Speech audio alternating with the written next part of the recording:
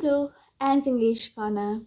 So, ഇന്ന് നമ്മൾ പഠിക്കാൻ പോകുന്നത് +1 യൂണിറ്റ് 1 ഫസ്റ്റ് ചാപ്റ്ററാണ്.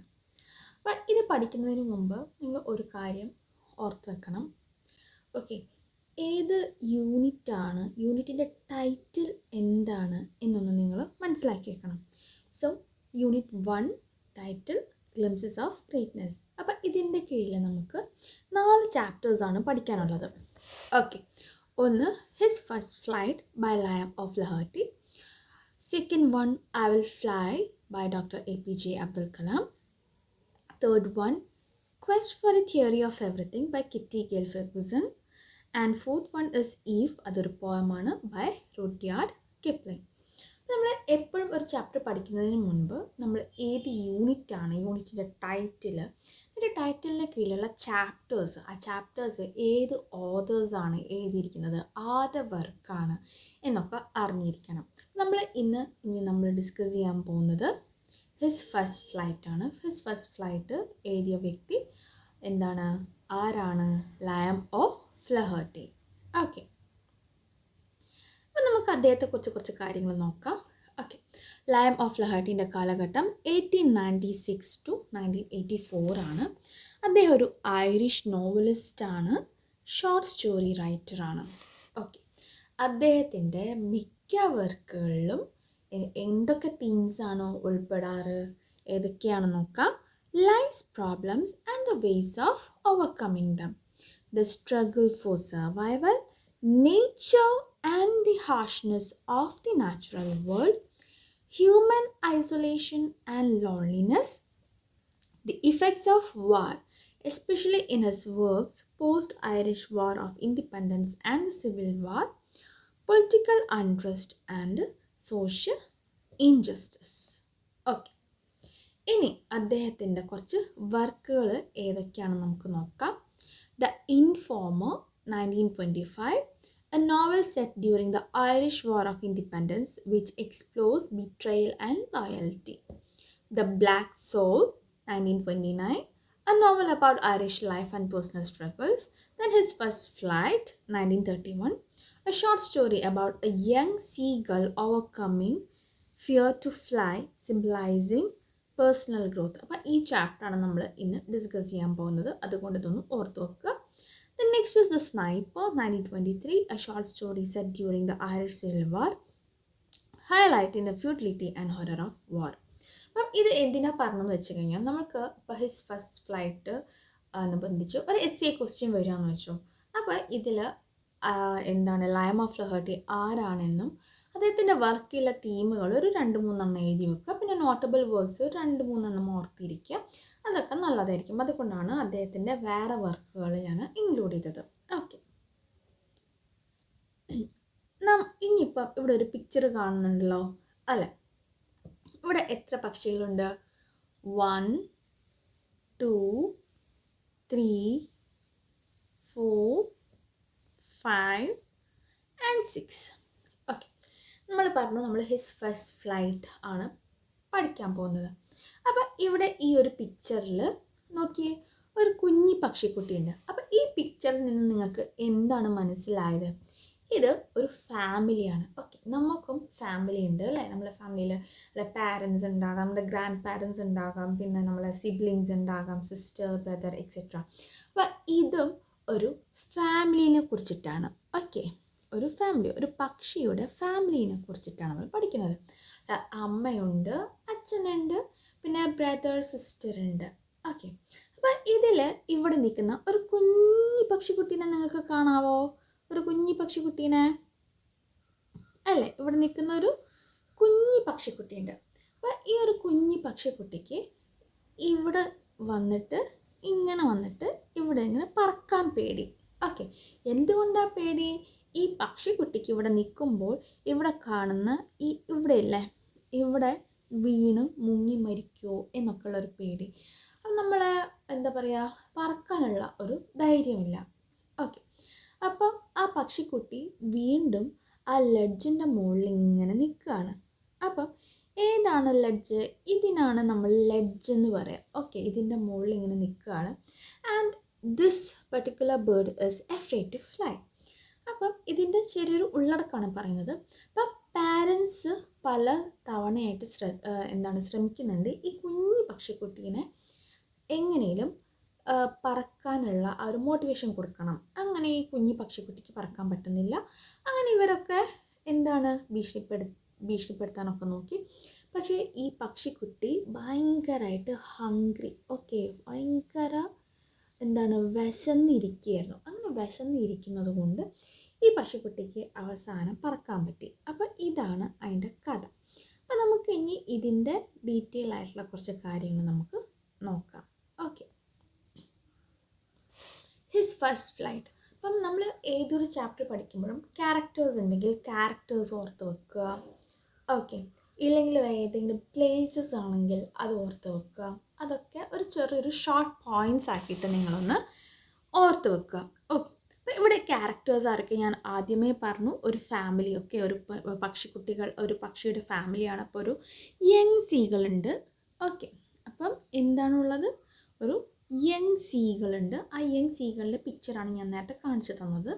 ദ മെയിൻ ക്യാരക്ടർ, മെയിൻ ക്യാരക്ടറാണ് who is unsure of his flying capacities. അപ്പോൾ ആ ഒരു യങ് സീകളിന് ഒരു ഒരു അൺഷുവറിറ്റിയാണ്, എനിക്ക് പറക്കാനുള്ള എബിലിറ്റി ഉണ്ടോ, എബിലിറ്റി ഇല്ലേ എന്നൊക്കെ. ഓക്കെ, പിന്നെ ഹിസ് സിബ്ലിങ്സ് അറിയാലോ ആരൊക്കെയുള്ളത്, 2 brothers. One older and 1 younger. അപ്പോൾ 2 ബ്രദേഴ്സുണ്ട്, 1 യങ്ങർ സിസ്റ്ററുണ്ട്. അപ്പോൾ നിങ്ങൾക്കത് ടെക്സ്റ്റ് ബുക്ക് വായിച്ച് കഴിഞ്ഞാൽ നിങ്ങൾക്ക് മനസ്സിലാകും ആരൊക്കെയാണ് ക്യാരക്ടേഴ്സ്, എത്ര പേരുണ്ട് എന്നൊക്കെ. പിന്നെ അതേപോലെ ഒരു ഫാദർ സീകളുണ്ട്, മദർ സീകളുണ്ട്. അപ്പോൾ എത്ര പേരാണ് മൊത്തത്തിലുള്ളത്, 1 2 3 4 5. അപ്പോൾ 6 ക്യാരക്ടേഴ്സാണ് ഉള്ളത്. ഓക്കെ, ഇതിൽ മെയിനായിട്ട് നമ്മൾ പഠിക്കാൻ പോകുന്നത് ഈ ഒരു യങ് സീകളിനെ കുറിച്ചിട്ടാണ്. ഓക്കെ,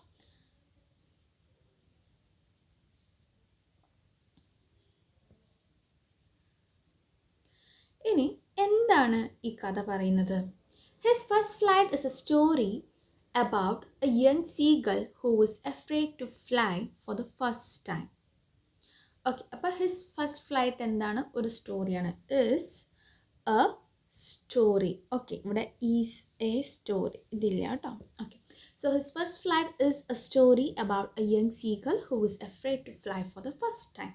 അതായത് ആ ഒരു പക്ഷിക്കുഞ്ഞിൻ്റെ ആദ്യത്തെ പറക്കുന്ന ഒരു ഇതാണ്, ലൈഫിൽ ഏറ്റവും വലിയത് അല്ലേ, ഇൻഡിപെൻഡൻ്റ് ആവാനുള്ള പറ്റിയ അവസരമാണ് അല്ലേ.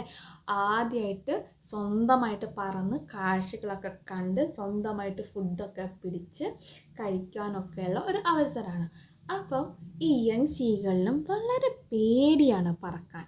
ഓക്കെ, അടുത്തത് എന്താ, he believe that his wings wouldn't support him. അപ്പം നേരത്തെ പറഞ്ഞ പോലെ തന്നെ ഈ ചെറിയ പക്ഷിക്കുട്ടി എന്താണ് വിശ്വസിച്ചിരുന്നത്, അവരുടെ ആ ഒരു ചിറകുകളൊന്നും സപ്പോർട്ട് ചെയ്യില്ല.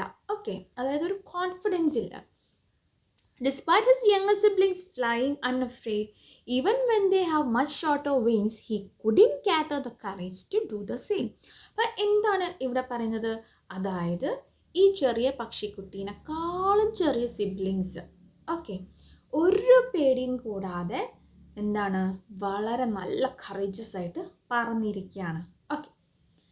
He was punished to stay hungry if he did not try. അപ്പം എന്തായിരുന്നു പാരൻസ് ഈ പക്ഷിക്കുട്ടിക്ക് കൊടുത്ത ആ ഒരു ശിക്ഷ, അതായത് he was punished to stay hungry. ഈ പക്ഷിക്കുഞ്ഞ് സ്വന്തം പറന്നില്ലെങ്കിൽ ഹംഗ്രി ആയിട്ട് ഫുഡൊന്നും കിട്ടാതെ അവിടെ ഇരുന്നോളാനാണ് പാരൻസ് പറയുന്നത്.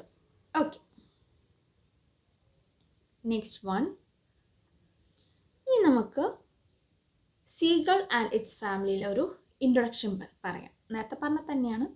The story begins by introducing a young seagull who is sitting on the edge of a high cliff anxiously watching his family. അപ്പോൾ ഇത് ആദ്യം പറഞ്ഞ കാര്യം തന്നെ. His parents and older siblings have already mastered the art of flying, but he is still hesitant. അതായത് പാരൻസും അതേപോലെ അവരുടെ പക്ഷിക്കുഞ്ഞുങ്ങളൊക്കെ already art of ഫ്ലൈയിങ്ങിലും master ചെയ്തിട്ടുണ്ട്. പക്ഷേ ഈ പെർട്ടിക്കുലർ യങ് സീകളിന് ഇതുവരെ പറക്കാനുള്ള ആ ഒരു ആത്മവിശ്വാസമില്ല ആൻഡ് പറക്കാൻ ശ്രമിക്കുന്നുമില്ല. His family lives in a nest built on a rocky ledge high above the sea. They are all experienced at flying, yet the young seagull remains fearful of taking his first flight. ഇനി എന്താണ് സീഗൾസിൻ്റെ fear of ഫ്ലൈയിങ്ങിൻ്റെ reason?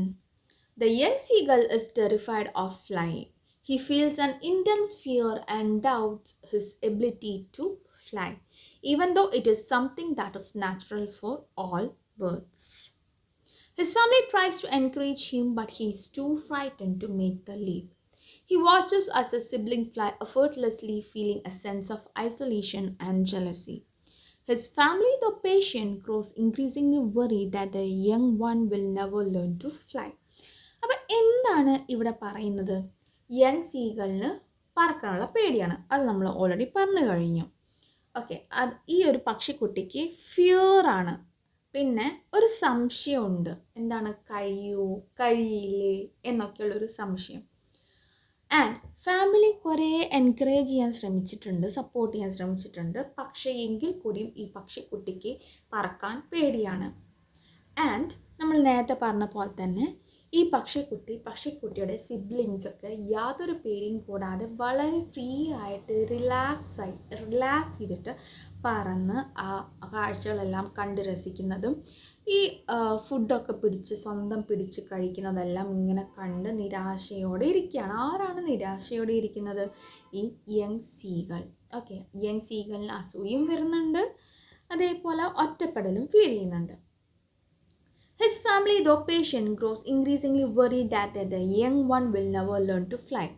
അപ്പോൾ ഈ പക്ഷിക്കുട്ടിയുടെ പാരൻസിന്, ഫാമിലിക്ക് വളരെ എന്താ പറയുക, ഒരു വെറി, ഓക്കെ, ടെൻഷൻ അടിക്കുന്നുണ്ട്. ഈശ്വര, ഇനിയിപ്പോൾ ഈ ഒരു പക്ഷിക്കുട്ടി ഇനി ഒരിക്കലും പറക്കാൻ പഠിക്കില്ലേ എന്നൊക്കെയുള്ളൊരു ഡൗട്ട് ഫാമിലിക്കും വന്നു തുടങ്ങി.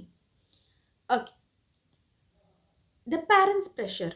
ഇത് ഈ ചാപ്റ്ററിൽ ഇമ്പോർട്ടൻ്റ് ആയിട്ടുള്ള മെയിൻ പോയിൻറ്റ്സ് മാത്രമാണ് പറയുന്നത്. കാരണം പോയിൻറ്റ്സ് പറഞ്ഞു കഴിഞ്ഞാൽ ഈ ചാപ്റ്ററിലെ എല്ലാ പോയിൻറ്റ്സും നിങ്ങൾ എക്സാം പോയിൻ്റ് ഓഫ് വ്യൂവിൽ എന്തൊക്കെ പോയിൻറ്റ്സ് നിങ്ങൾക്ക് ശേഖരിക്കാൻ പറ്റുമോ ആ പോയിൻറ്റ്സ് ഒക്കെ ഇതിനകത്തുണ്ട്. സോ നിങ്ങളിതെല്ലാം ഒന്ന് ജസ്റ്റ് നിങ്ങൾ വായിക്കുക, മനസ്സിലാക്കുക. SE ക്വസ്റ്റ്യൻസ് ഒക്കെ വന്നു കഴിഞ്ഞാൽ ഈ പോയിൻറ്റ്സ് ഒക്കെ ഇൻക്ലൂഡ് ചെയ്താൽ നിങ്ങൾക്ക് നല്ല മാർക്സ് കിട്ടും. ഓക്കെ, കാരണം ഇത് തീംസും സ്റ്റോറീൻ്റെ ചെറിയൊരു എന്താ പറയുക ചുരുക്കി പറയുന്നതാണ്. ഓക്കെ,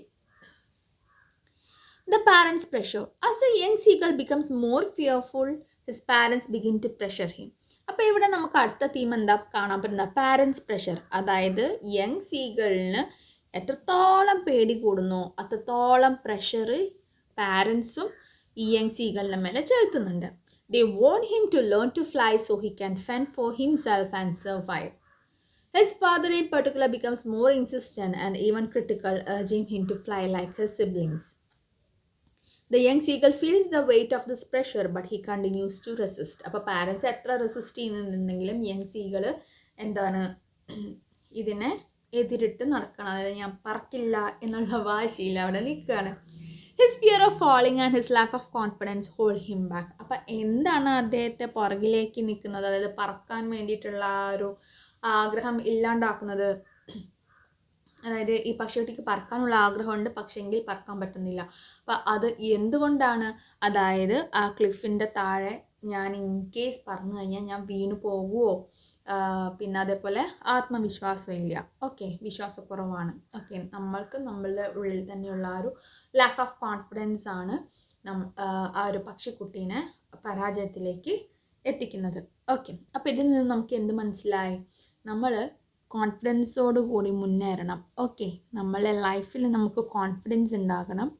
ഓക്കെ, ഒരു പരാജയമൊക്കെ സർവ്വസാധാരണയാണ്, പക്ഷേ എങ്കിൽ പോലും നമ്മൾ ആരും ആത്മവിശ്വാസം കൈവിടരുത്. പിന്നെ നമുക്ക് നല്ല കറേജും വേണം, നല്ല ധൈര്യം വേണം. ഓക്കെ, നമ്മൾ നല്ല കറേജസ് ആവണം, നമുക്ക് കറേജും വേണം. ഓക്കെ, ഇനി അടുത്തത് എന്താണ്? തീം എന്താണ്? A test of courage. One day, When the young seagull is feeling especially hungry, his mother places a small piece of food on the edge of the cliff just beyond his reach. അപ്പോൾ ഇത് നമുക്ക് അറിയാം അല്ലേ, ആ ഒരു സ്റ്റോറിയിൽ പറയുന്നുണ്ട്, ഒരു ദിവസം യങ് സീകൾ വളരെയധികം വിശന്നിരിക്കുകയാണ്. അപ്പോൾ അമ്മ എന്ത് ചെയ്തു, അമ്മ ഇങ്ങനെ പറന്ന് ആ കുഞ്ഞു പക്ഷിക്കുട്ടീൻ്റെ അടുത്ത് കൂടെ വന്നു. അപ്പോൾ ആ പക്ഷിക്കുട്ടി ഹാവു അമ്മ എനിക്ക് കൊണ്ടു തരുന്നുണ്ടല്ലോ ഫുഡ്, ഹാവു സമാധാനം, ഇനി എനിക്ക് പറക്കേ വേണ്ടെന്ന് വിചാരിച്ചിട്ട് ഇങ്ങനെ ഇരിക്കുന്ന സമയത്ത് ജസ്റ്റ് അതിൽ കൂടെ പാസ് ചെയ്തങ്ങ് പോയി. കാരണം എന്താ, അങ്ങനെയല്ലേ ഈ പക്ഷിക്കുട്ടിക്ക് പറക്കുമല്ലോ, ഫുഡ് കിട്ടാൻ വേണ്ടി പറക്കുമല്ലോ എന്ന് വിചാരിച്ചിട്ടാണ് അമ്മ പക്ഷി അങ്ങനെ ചെയ്തത്. പക്ഷേ അതും ഫെയിലിയറായിപ്പോയി. അതായത് അമ്മ പക്ഷിയുടെ ഉദ്ദേശം സാക്ഷാത്കരിച്ചോ? ഇല്ലതാനും. യങ് സീഗൾ ആ കുഞ്ഞി പക്ഷിക്കുട്ടീൻ്റെ ആഗ്രഹം സാക്ഷാത്കരിച്ചോ? അതും ഇല്ല. Okay, the seagull, desperate for food, realizes that he must act if he wants to eat. അപ്പോൾ യങ് സീഗളിന് എന്ത് മനസ്സിലായി, എനിക്ക് ഫുഡ് വേണമെങ്കിൽ എനിക്ക് വിശപ്പുണ്ട്, അപ്പോൾ എനിക്ക് വിശക്കുന്നുണ്ടെങ്കിൽ ഞാൻ തന്നെ അത് സെർച്ച് ചെയ്യണം എന്നുള്ളൊരു റിയലൈസേഷൻ കിട്ടി. This is the moment when his fear of flying confronts his figure. അപ്പോൾ his hunger. But this is the moment when his fear of flying confronts his hunger. അപ്പോൾ എന്താണ്, ഈ ഒരു വിശപ്പ് കൊണ്ടുള്ള ഒരു ആധിക്യം മൂലം എന്തുണ്ടായി, ഈ ഒരു ചെറിയ പക്ഷിക്കുട്ടിക്ക് പറക്കുന്ന ഒരു പേടിയൊക്കെ മെല്ലെ മാറിക്കിട്ടി. അപ്പം എന്താണ് ഈ ചെറിയ പക്ഷിക്കുട്ടീനെ പറക്കാൻ വേണ്ടി പ്രേരിപ്പിച്ചത്, ഈ പക്ഷിക്കുട്ടിക്കുള്ള ആ ഒരു വിശപ്പാണ്. Okay, he has no choice but to take the risk and try to fly to the food. അവസാനം എന്ത് ചോയ്സേ ഇവരുടെ മുന്നിലുള്ളൂ, അതായത് ഈ പക്ഷിക്കുട്ടിക്ക് പറക്കുക എന്നല്ലാതെ, ആ പറക്കുന്ന ഒരു റിസ്ക് എടുക്കുക എന്നല്ലാതെ വേറെ ഒരു രക്ഷയുമില്ല. ഫുഡ് കിട്ടണമെങ്കിൽ സ്വന്തമായിട്ട് ഫുഡ് പിടിക്കണം. Okay, as he leaps forward, the young seagull feels the empty space beneath him and instinctively flaps his wings. To his surprise, his wings hold him up and he begins to fly. Initially terrified, he soon feels the exhilaration of soaring over the sea, mastering his instincts. He experiments with gliding and diving, realizing his true potential. അങ്ങനെ ഈ ഒരു പക്ഷിക്കുട്ടി പറക്കാൻ തുടങ്ങിയപ്പോൾ ചെറിയ രീതിയിലൊക്കെ ഒരു തലക്കറക്കം അങ്ങനത്തെ ഇതൊക്കെ ഉണ്ടായി. പക്ഷെ എന്നാലും ആ ചിറകുകളെല്ലാം ഇങ്ങനെ പറക്കുന്ന സമയത്ത് ആ എയറിൽ വിങ്സ് ഈ പക്ഷിക്കുട്ടീനെ സപ്പോർട്ട് ചെയ്ത് അങ്ങനെ ഈ പക്ഷിക്കുട്ടീൻ്റെ പേടിയൊക്കെ മാറുകയാണ്. ഓക്കെ, അടുത്ത തീം എന്താണ്, celebration and independence. His family, watching from A distance, celebrates his success by flying alongside him. They guide him through the air, teaching him to skim over the water and hunt for fish. അങ്ങനെ ഈ പക്ഷിക്കുട്ടി പറക്കാൻ തുടങ്ങിയപ്പോൾ ഈ പക്ഷിക്കുട്ടീനെ വെള്ളത്തിൽ എങ്ങനെ skim ചെയ്യേണ്ടത്, അതേപോലെ ഫിഷിനെ എങ്ങനെ ഹണ്ട് ചെയ്യേണ്ടത് എന്നൊക്കെ പാരൻസ് പഠിപ്പിച്ചു കൊടുത്തു. The young seagull finally plunges into the ocean, drinking water and fully embracing his independence. അങ്ങനെ ചെറിയ പക്ഷിക്കുട്ടിക്ക് ഇൻഡിപെൻഡൻസ് ഒക്കെ കിട്ടി, വെള്ളമൊക്കെ കുടിച്ചു. And this young seagull was also enjoying the art of flying. Okay, അപ്പം ഇതാണ് ഈ സ്റ്റോറി.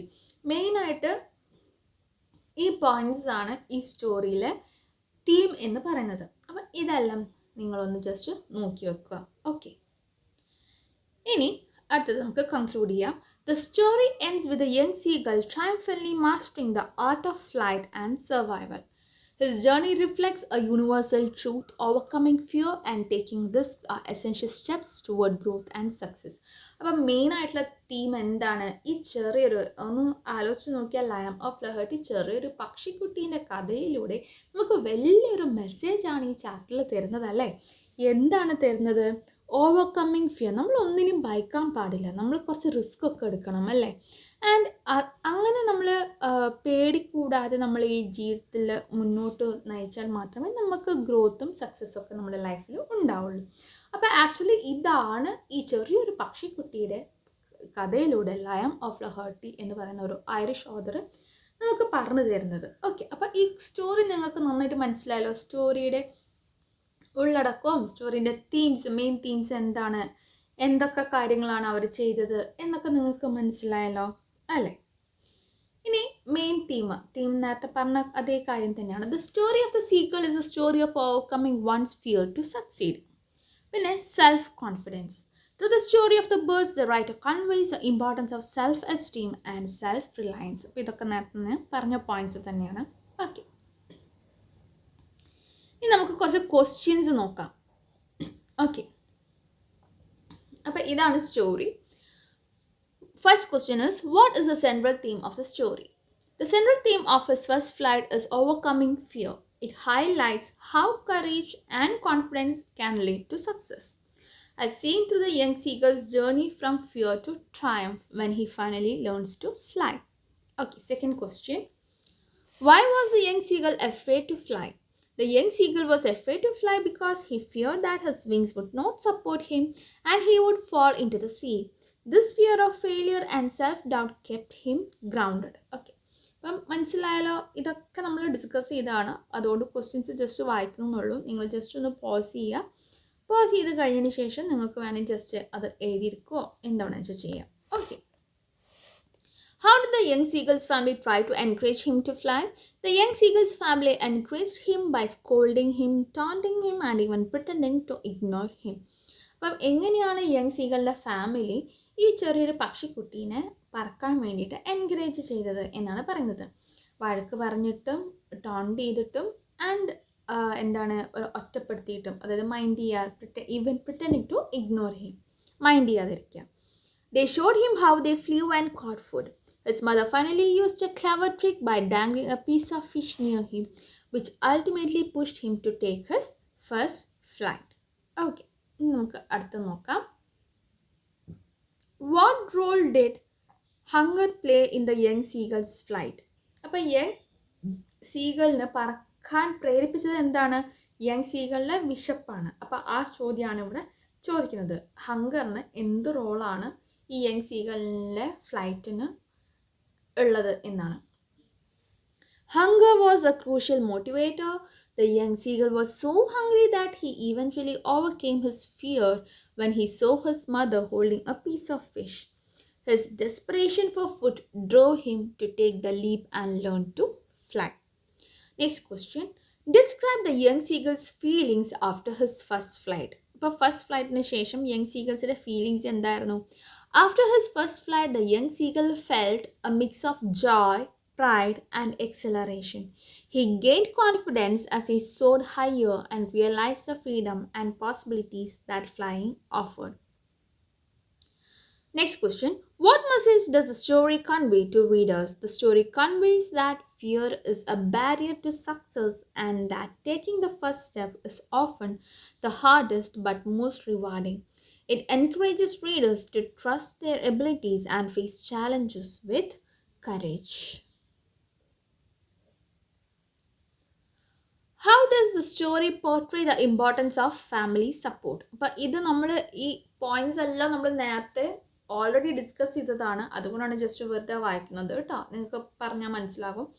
ഓക്കെ, ജസ്റ്റ് നിങ്ങളൊന്ന് ഈ പോയിന്റ്സ് കേൾക്കണമെങ്കിൽ നിങ്ങളൊന്ന് ജസ്റ്റ് പോസ് ചെയ്യുക, അല്ലെങ്കിൽ റിവൈൻഡ് ചെയ്ത് കേൾക്കുക, അല്ലെങ്കിൽ രണ്ടാമതൊന്ന് കേൾക്കുക. ഓക്കെ, അപ്പോൾ നെക്സ്റ്റ് ക്വസ്റ്റ്യൻ എന്തായിരുന്നു നമ്മൾ പറഞ്ഞത്?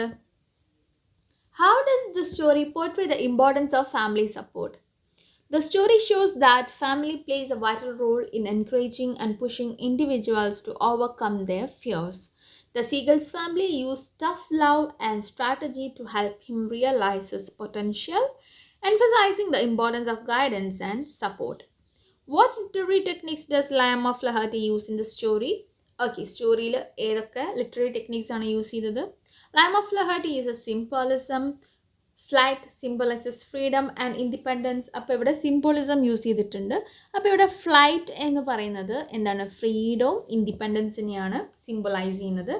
പിന്നെ ഇമേജറി യൂസ് ചെയ്തിട്ടുണ്ട്. Vivid descriptions of the sea, sky and flight. അപ്പം അത് ആ സ്റ്റോറി നമ്മൾ വായിക്കുമ്പം ഇല്ലെങ്കിൽ കേൾക്കുമ്പം തന്നെ നമുക്ക് ഇതെല്ലാം ഫീൽ ചെയ്യാൻ പറ്റും അല്ലേ? വിഷ്വൽ ഇമേജറീസൊക്കെ നമുക്ക് അല്ല പക്ഷികളിലെ ആ ഒരു ആരവം ശബ്ദങ്ങൾ നമുക്ക് ഇമാജിൻ ചെയ്യാൻ പറ്റും, കേൾക്കാൻ പറ്റും. അപ്പം അങ്ങനെ ബോത്ത് വിഷ്വൽ ഇമേജറി, സെൻസറി ഇമേജറീസൊക്കെ യൂസ് ചെയ്തിട്ടുണ്ട്. ഓക്കെ, ഓഡിറ്ററി ഇമേജറീസൊക്കെ യൂസ് ചെയ്തിട്ടുണ്ട്. And personification, attributing human emotions to the seagull. Personification എന്ന് പറഞ്ഞു കഴിഞ്ഞാൽ ഇവിടെ അതായത് നമ്മളൊക്കെ ഹ്യൂമൻ ഇമോഷൻസ് ഒരു സീഗളിന് കൊടുക്കണം. അപ്പോൾ അതാണ് പേഴ്സോണിഫിക്കേഷൻ എന്ന് പറയുന്നത്. to make the story relatable and impactful. Okay, next. Okay, ഇതൊരു എസ് എ ക്വസ്റ്റ്യൻ ആണ്. Okay, S A paragraph question ഒക്കെ വേണമെങ്കിൽ നമുക്ക് നോക്കാം. അപ്പം നിങ്ങൾ ജസ്റ്റ് എന്ത് ചെയ്യുകയെന്ന് വെച്ച് കഴിഞ്ഞാൽ ഇതൊന്ന് വായിക്കുക, ജസ്റ്റ് ഒന്ന് പോസ് ചെയ്യുക, എന്നിട്ട് നിങ്ങളൊന്ന് വായിക്കുക കേട്ടോ. First question is overcoming fear and gaining confidence in Liam O'Flaherty's his first flight. Okay, അപ്പം ജസ്റ്റ് നിങ്ങൾ പോസ് ചെയ്യുക, ഒന്ന് നോക്കുക, നല്ല പോയിൻറ്റ്സ് ഒക്കെ നോട്ട് ചെയ്യുക. Okay,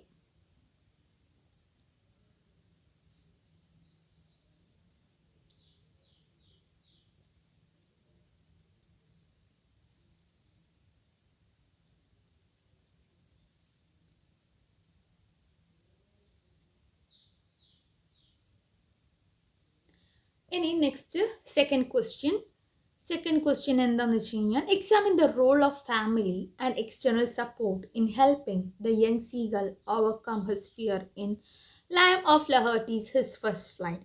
how does the story highlight the importance of guidance in achieving personal growth. അപ്പം അതിൻ്റെ ആൻസറാണ്, നിങ്ങൾ ജസ്റ്റ് ഒന്ന് നോക്കുക. ഓക്കെ,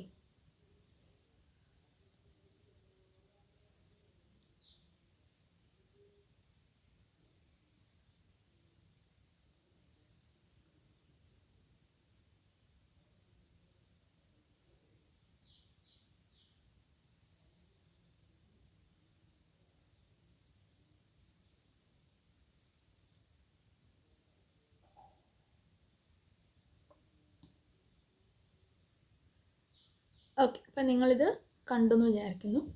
അപ്പം നിങ്ങൾക്ക് ഇതിലൂടെ 2 എസ് എ ക്വസ്റ്റ്യൻസും നിങ്ങൾക്ക് പ്രതീക്ഷിക്കാവുന്ന 2 എസ് എ ക്വസ്റ്റ്യൻസും എല്ലാം കിട്ടി എന്ന് പ്രതീക്ഷിക്കുന്നു. അതുപോലെ ക്വസ്റ്റ്യൻസ് നിങ്ങൾക്ക് കുറച്ച് ക്വസ്റ്റ്യൻസ് എക്സ്ട്രാ ക്വസ്റ്റ്യൻസ് കിട്ടി. അതുപോലെ സ്റ്റോറീൻ്റെ മെയിൻ ആയിട്ടുള്ള പോയിൻറ്റ്സ് എന്താണ് എന്നുള്ളൊരു ഐഡിയയും കിട്ടിയെന്ന് വിചാരിക്കുന്നു. ഇതെന്തായാലും നിങ്ങളുടെ എക്സാം പോയിൻ്റ് ഓഫ് വ്യൂവിൽ വളരെയധികം ഉപകരിക്കും. അപ്പോൾ ക്ലാസ് കേൾക്കുക, റിവൈസ് ചെയ്യുക. ആദ്യം വേണ്ടത് എന്താ വെച്ച് കഴിഞ്ഞാൽ ടെക്സ്റ്റ് നന്നായിട്ട് വായിക്കുക. ഓക്കെ, അപ്പോൾ ടെക്സ്റ്റ് ആദ്യം നന്നായിട്ട് വായിക്കുക. ഓക്കെ, ഫസ്റ്റ് സ്റ്റെപ്പ് അതാണ് വേണ്ടത്. പിന്നെ ഞാൻ പറഞ്ഞു ഏത് യൂണിറ്റാണ്. ഓക്കെ, യൂണിറ്റ്, കാരണം എന്താ വെച്ച് കഴിഞ്ഞാൽ യൂണിറ്റിൻ്റെ ആ ടൈറ്റിൽ നമ്മൾ ഒന്ന് ശ്രദ്ധിച്ച് വെക്കുക. അപ്പോൾ കാരണം എന്താ വെച്ച് കഴിഞ്ഞാൽ ആ ടൈറ്റിലെ ആ യൂണിറ്റിൽ എന്താണോ തീം അത് തന്നെയായിരിക്കും നമ്മൾ പഠിക്കാൻ പോകുന്ന യൂണിറ്റ് 1-ലെ 4 ചാപ്റ്റേഴ്സിൻ്റെ തീം ഏകദേശം സെയിം ആയിരിക്കും. അപ്പോൾ അതുകൊണ്ടാണ് ഞാൻ അത് പറഞ്ഞത്. കാരണം ആ തീം മനസ്സിലായി കഴിഞ്ഞാൽ നമുക്ക് ഒരു സെയിം ആയിട്ടുള്ള കുറച്ച് തീംസുകൾ, ഒരേപോലെയുള്ള നല്ല നല്ല പോയിൻറ്റ്സുകൾ നമുക്ക് 4 ചാപ്റ്ററിനും എസ് എ ചോദ്യം ചോദിച്ചു കഴിഞ്ഞാൽ എഴുതാൻ പറ്റും. അപ്പോൾ അതുകൊണ്ടാണ് ഞാൻ ഇത് മസ്റ്റായിട്ട് നോക്കണം എന്ന് പറയുന്നത്. അത് കഴിഞ്ഞിട്ടാണ് നമ്മൾ ചാപ്റ്ററിൻ്റെ പേര്. ഓക്കെ, ചാപ്റ്ററിൻ്റെ പേര് നോക്കുക. ചാപ്റ്ററിൻ്റെ പേര് കഴിഞ്ഞിട്ട് ഓഥറിനെ കുറിച്ചിട്ട് ചെറിയൊരു കാര്യം പഠിക്കുക. ഓഥർ എവിടെയാണ് ജനിച്ചത്, ഏത് ഓഥറാണ്, ഏത് കാലഘട്ടത്താണ് ജീവിച്ചത്, ഓഥറിൻ്റെ ഒരു 1-2 വർക്ക്സുകൾ, ആ വർക്ക്സിൻ്റെ തീം എന്തൊക്കെയാണ് എന്നൊക്കെ ഉള്ളതൊന്ന് നോക്കുക. ഓക്കെ, എന്നിട്ട് ടെക്സ്റ്റ് വായിക്കുക. ആ ടെക്സ്റ്റ് വായിച്ചിട്ട് ആ ടെക്സ്റ്റിനുള്ളിലുള്ള ഇമ്പോർട്ടൻറ്റ് പോയിൻറ്റ്സ് ആണ് ഞാൻ ജസ്റ്റ് ഇപ്പോൾ നിങ്ങൾക്ക് പറഞ്ഞു തന്നത്. അപ്പോൾ ആ പോയിൻറ്റ്സ് ഒക്കെ ഉൾക്കൊള്ളുക. അപ്പോൾ എന്താണെന്ന് വെച്ച് കഴിഞ്ഞാൽ ക്വസ്റ്റ്യൻസ് നിങ്ങൾക്ക് എങ്ങനെ ചോദിച്ചാലും 1 മാർക്ക് ക്വസ്റ്റ്യൻ ആയിക്കോട്ടെ, 2 മാർക്ക് ക്വസ്റ്റ്യൻ ആയിക്കോട്ടെ, എത്ര മാർക്കിൻ്റെ ഇപ്പോൾ എസ് എ ക്വസ്റ്റ്യൻ ആയിക്കോട്ടെ, ഏത് ക്വസ്റ്റ്യൻ ചോദിച്ചാലും ക്വസ്റ്റ്യൻ അനുസരിച്ചിട്ട് ആൻസർ ചെയ്ത് നിങ്ങൾക്ക് കിട്ടും. ഓക്കെ, അപ്പോൾ ഈ ക്ലാസ് നിങ്ങൾക്ക് ഉപകാരപ്പെട്ടു എന്ന് വിചാരിക്കുന്നു. നിങ്ങൾ നിങ്ങളുടെ ഫ്രണ്ട്സിനൊക്കെ ഷെയർ ചെയ്യുക. ഓക്കെ, അപ്പോൾ ഇനിയും നമ്മൾ ഇതുപോലെ ക്ലാസ്സുകളെല്ലാം ഇടും. ഓക്കെ, സോ ക്ലാസ് വൈൻഡപ്പ് ചെയ്യാൻ പോവാണ്. ഇത് ഉപകാരപ്പെട്ടു എന്ന് വിചാരിക്കുന്നു. Okay, thank you and have A nice day.